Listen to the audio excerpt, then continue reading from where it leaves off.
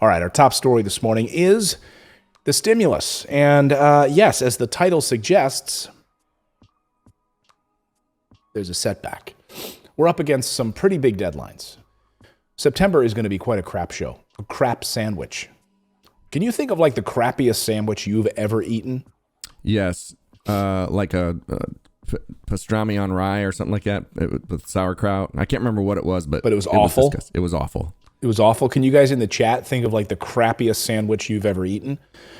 Let me know, because this is right now a huge crap sandwich. Big deadlines in September coming up here, and things are not looking good for a new stimulus. Monday was a bad day for Speaker Nancy Pelosi. And, she brought the Congress back. She brought them back from their break. And guess what? It was a bad day for her. And it was also a bad day for the moderate House Democrats looking to flex their muscles over President Biden's agenda. In other words, Monday was a mostly useless day in the House of Representatives. And it actually foreshadows some longer-term problems for Democrats. I was going to say, just like every other day, I guess, then. Right. It just went to business as usual. Just business as usual. Let's get back to not pretending that we are here to help people, right? We're not here really to help people. We're here to line our own pockets. So the House is back in town. Their goal was to pass this $3.5 trillion budget resolution, which unlocks the 50 vote threshold in the Senate for Biden's American Jobs Plan and the Family Plan. Well, Democratic moderates wanted to vote on the $1 trillion bipartisan infrastructure thing. You know, the thing that's going to fix all of our problems in this world, infrastructure, our roads and bridges and everything else. You know, our crumbling transportation infrastructure that doesn't even put us on point with the rest of the world. You know, the roads you use to get to your jobs at Amazon and places like that don't pay you a livable wage? Those roads? Yeah, all of those places. The Democratic leadership had planned to vote on a procedural vote last night and a vote on the budget today. So we would get a vote on the budget today. Nope, not going to happen. Sorry, delayed, done. And now September only gets worse. Because as of now, it looks like the Senate infrastructure bill is going to be kicked into September. Right, yeah. It's going to be pushed now into September, into a massive stew of massive must-pass bills. So that's the crappy sandwich I was talking about. Asia says, I like all sandwiches. I bet I could find you a crappy sandwich, Asia. Canned tuna pizza. What? What is that? Is that a sandwich? Canned tuna pizza. Fallen before Orfeonia says, knuckle sandwich was the worst. Dean Thomas, yeah. Bandits Bud, Pond Moss fried bacon grease. It was a 420 night camping in the late 60s. Whoa. 420 night. That's a 420 weed reference. Yeah. Come on now, Clayton. That's a pot reference. The pot. That's a the pot reference. So Democrats had planned for a procedural vote. It didn't happen last night. Sorry. Simple enough. Wasn't going to happen. No. Now, September only gets worse. They have a ton of bills they have to pass. Like the Senate infrastructure bill is going to be passed in September. If it gets kicked there, maybe it won't get passed at all. Right now, they have a whole slew of bills they have to pass. Congress will be considering government funding the debt limit. They'll both have critical deadlines. They have huge pieces of legislation they have to deal with on the debt limit. Otherwise, we go for another government shutdown, which could be a disaster in the middle of a pandemic. By the way, is the pandemic over? Because I had some idiot the other day, my wife, we were dealing with a closing on a property, one of our investment properties we're dealing with, and this one title company just was a big pile of garbage. They couldn't get the job done. So we switched to another title company. That's what happens. Like, I'm always the person, and my wife is the same way. We're like, wait, you tell us no? No. Then we're going to find a net solution. There's no such thing as no, right? We're going to figure it out. So we went to another title company, got it done, no problem, right? So the other title company, she's like, no, everything we have to do now is in person because the pandemic is over, she told my wife. My wife was like, really? Thank you for that. Thank you. You guys, I guess you guys got a memo that no one else got. The pandemic is over, according to this woman at this title company. Well, if you watch the U.S. news, you'd think it just started again. Yeah, if you watch the mainstream media, it's absolutely just beginning. But, according to this title company woman, it's over. So don't worry about it anymore, Anyway, Democrats will be working on the reconciliation, which committees must produce by a September 15th deadline. That's like a soft September 15th deadline. So, I mean, right now, what would be the worst outcome? If you asked us yesterday, it would have said, like, the worst outcome would have said, hey, push it into September. That would have been the worst possible outcome of what happened yesterday. And guess what? It happened. So basically, they didn't have to come back from vacation. Did they all just leave to go back on vacation again after that? Like, going back on vacation. Yeah, they don't do anything anyway, right? Come on, man. Sorry, Joe, it's the truth. I mean, where's your leadership on this, by the way?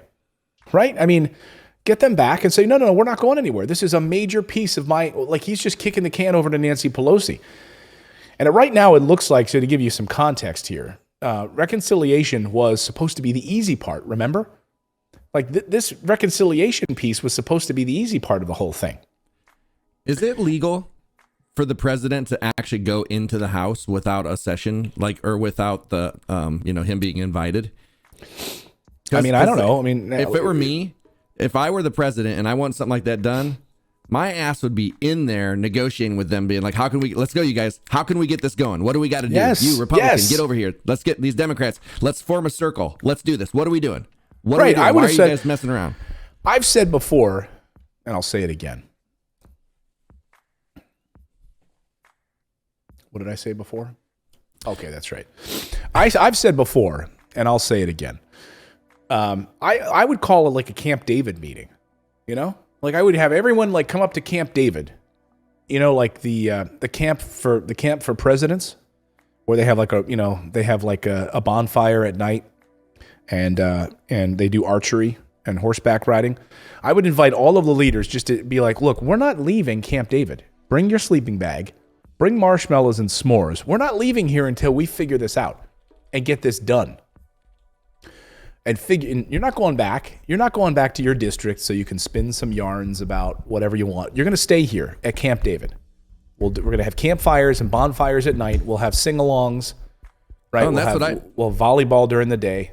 That's what I do. I would definitely bring them in there, just tell them what I wanted, make them get together and make it happen. Or when I did my press briefing the next day, I'd be like, yeah, and you know what? Manchin over here, he won't get on board. So you know what? If you guys don't like that, get on the phone and call his office. Call Mr. Manchin's office. And, if Biden really wanted to, or if any president really wanted to, they have the ultimate power. They could push these people to get exactly what they want. They could do it because they could publicly shame them if they didn't and get those people, getting phone calls or emails and all this other stuff telling them, you better get behind this.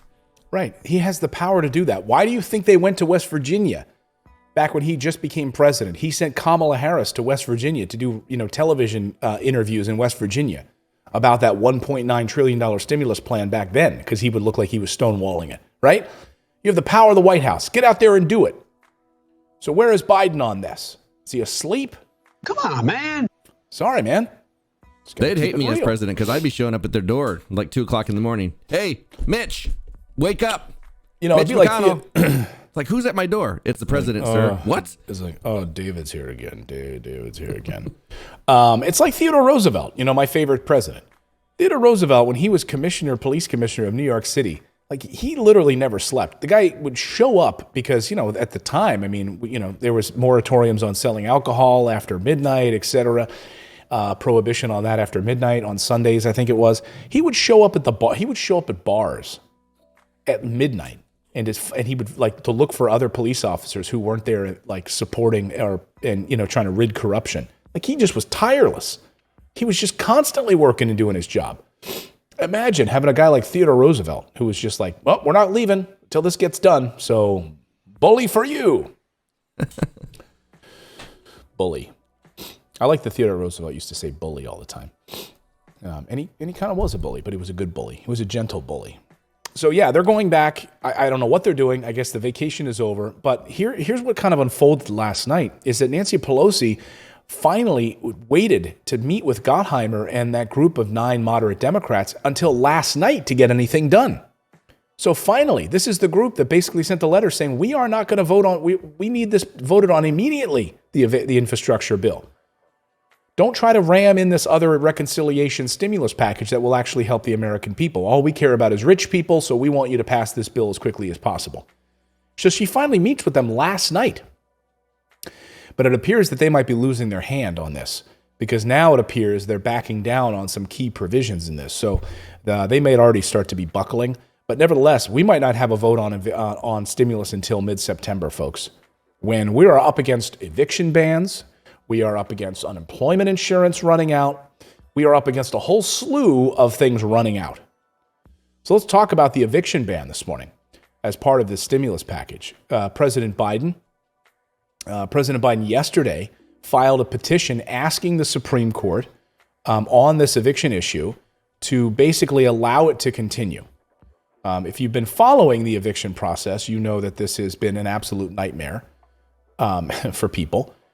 He's asking the Supreme Court to leave the eviction moratorium in place as the pandemic is clearly not over. Hey, tell that to the title company lady. She thinks the pandemic is over. So the White House claims that this is necessary to prevent the spread of communicable diseases right now. So they're trying to tie this to the spread of disease, which, I get is one piece of this. It might be disingenuous. Why not just be honest and just be like, look, these people are screwed. These people lost their jobs. These people have no money. These people had stimulus dry up and we haven't been able to take care of these people. They are going to be homeless. Forget COVID for a minute. Let's just talk about the economic realities of these people. How many people watching right now? I ask this every morning because I'm sure there are more people, that are going to be added to this list. How many people watching the show right now know somebody who's been evicted, either is behind on their rent or behind on their mortgage, or they themselves are about to be evicted or have been evicted? Let me see how many people here in the chat have been affected by this. Throw them up on the screen when you do, David. Okay. Again, I apologize for being sick, guys. If you're joining me late, I'm sorry for the scratchy throat. It's probably like scratches on a record player, I'm sure. So this eviction moratorium is still in place in places with high infection rates, but it still sits in a precarious position right now. The court did not vote to end the moratorium when they asked to do it back in June, but they also didn't actually rule on the constitutionality of the moratorium. Remember, they basically said, I think Chief Justice Roberts was like, hey, you can't really do this. CDC doesn't have the authority. But they may be forced to do it in the meantime, because the Biden administration is asking the court to apply the moratorium to the entire country, not just those in the areas with the highest infection rates. So if the court does not act and the administration does not take further steps, the moratorium will end in October. And what about the pandemic? Is that going to end in October? Will suddenly people have money in their wallets to be able to pay for groceries? Go to the grocery store to be able to pay for basic necessities? We have a lot of people that have been affected. Melody, yes, she knows somebody. Crew says yes. Yvonne is behind. Reading these, Becky, yeah. my son was 2020 in June. Arlene knows people. Michelle Brown says here. Unfortunately, as for Crystal, Nancy was threatened with eviction.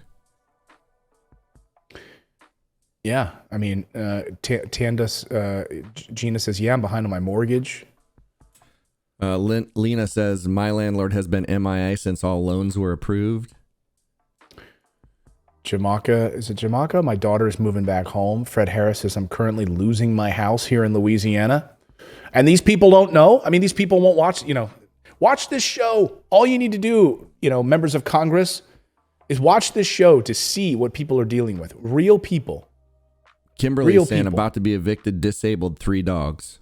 Jesus, Kimberly. That's what I like when I talk to people and I'm having conversations. I'm like, if we've got 3,500 people on here, and we see this high of a percentage of people that are dealing with this stuff, I guarantee you, like my grandmother used to say, if you see a mouse, you probably have hundreds in your house. Like, you know what I mean? Like if you don't realize until you see one, and when you see this many people in this chat, then this is going to be, magnified by a lot in the whole country. And they think it's over. And they think we didn't need any kind of help. You guys are just fine. Shut up. They're doing what they can for you. They're trying to pass infrastructure and help their buddies, because when Wall Street flourishes, so do we. It's trickled down. It's simple trickle down. So quit your complaining.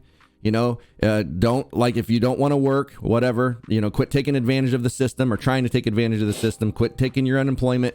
Get off your asses. Go get your jobs. Go to work and shut up. Yeah, you're just lazy. That's what these people think. You're just lazy. You're lazily tree hugging, no good doers, or whatever you call them. Tom Wallman tweets, "Hey, after 40 plus years of failed trickle down, can we give trickle up a chance? Wouldn't that be nice? Trickle up economy." And do you realize trickle up is basically when they did the first stimulus and the unemployment for everybody, where everybody like had some money and were going out and even though it was during the pandemic, they were able to get food and all this other stuff, pay their rent. Like, trickle up would be the most beneficial to the most people, and Wall Street would still get their heyday because everybody in the middle class would be spending that money. It's not like they're saying, yeah, some people are going to hoard it, which is just fine. They should be allowed to have a savings, but most people are going to put it back into the economy. The trickle down is the problem because they don't put it back in the economy like we would. So trickle up would make the most sense for everybody. It's exactly true. That's exactly, and we're going to get to that a little bit later in the show here on unemployment, because we've got some, we've been following this unemployment story. They haven't really been covering it on mainstream media at all, but we have on this unemployment data and how it actually hurt the states that actually cut in red states that actually cut unemployment benefits early. Guess what? It actually hurt their states because people were not spending money at the grocery store. We're not going out. It did not do anything to the employment problem. Nothing. Did nothing to the employment problem.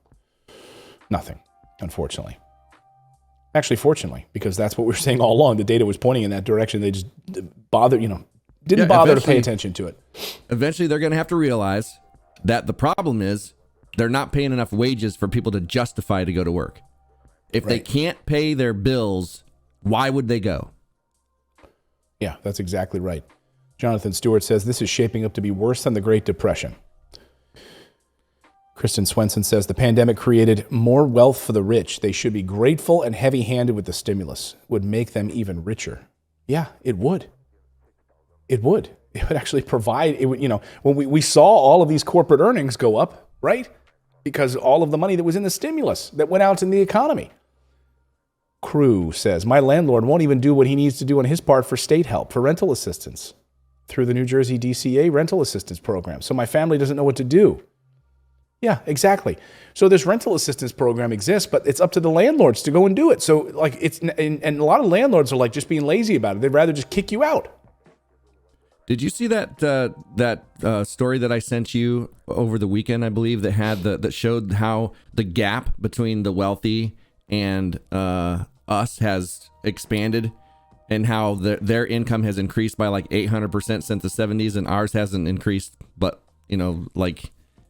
last time it did increase was in the 70s. It was a Russell Brand video. Yeah. The largest transfer of wealth. And I know, I mean, and it's sad. I mean, it's an echo of what we've been talking about here on the show for months, right? How the rich have just gotten richer. More billionaires have been made than at any time in world history. I mean, we've seen 500 billionaires created during the pandemic. The wealth gap has just widened beyond control. Well, and I'm all for people being compensated for the work that they put in, right? I there are parts of capitalism that I do agree with. There's a lot that I don't, but I just believe that people don't need to have that kind of money. If the economy is struggling because you don't take that money and put it back into it and into the middle class and people that can spend it by, let's use Bezos as an example. If he would put that money back into his employees, actually, Amazon would do even better, because guess what those employees are going to buy? They're going to buy stuff from Amazon. They're going to buy things from the local economy. Like, it's just such backwards thinking to hoard that money. And I think that they should not be allowed to hoard that money, because it's, at the end of the day, like, that's kind of like, I mean, that's what they basically are. They're hoarders. You go in their house and they've just got money laying all over, and it's like, well, okay, we got to clean this up. This is ridiculous. You can't even walk through here. But I need it all. It's all my money. Don't throw it away. What is Apple sitting on almost $200 billion in cash, right? And there's a couple of stories now that are coming out about Apple's working conditions and working, not just like in the iPhone manufacturing in China, but actually at their like headquarters. And and what it boils down to is just think of Bezos. His logo is like a penis. His spaceship was like a penis. It is just a status symbol to have that kind of money. That's all it is. It is all about the status that they get, because it doesn't do anything for them other than allow them to buy whatever they want. But even if they took like if they did like Dan Price, I'm sure Dan Price lives a very nice lifestyle and pays his people well. And I'm sure he's well taken care of. He probably drives the car he wants, lives in the house he wants. You know, like they could still have the things they want if they put it back in their people. But it's like they just have to have that status. I'm going to be the richest man in the world. Look at me. That's how it rolls. Thanks for subscribing to the channel. You can also become a channel member by going to morninginvest.com/join, where you can stick it to the mainstream media and support independent journalism. We're able to bring you the stories that you won't see on any of the major billionaire-backed networks. Thanks so much. We'll see you next time, everyone.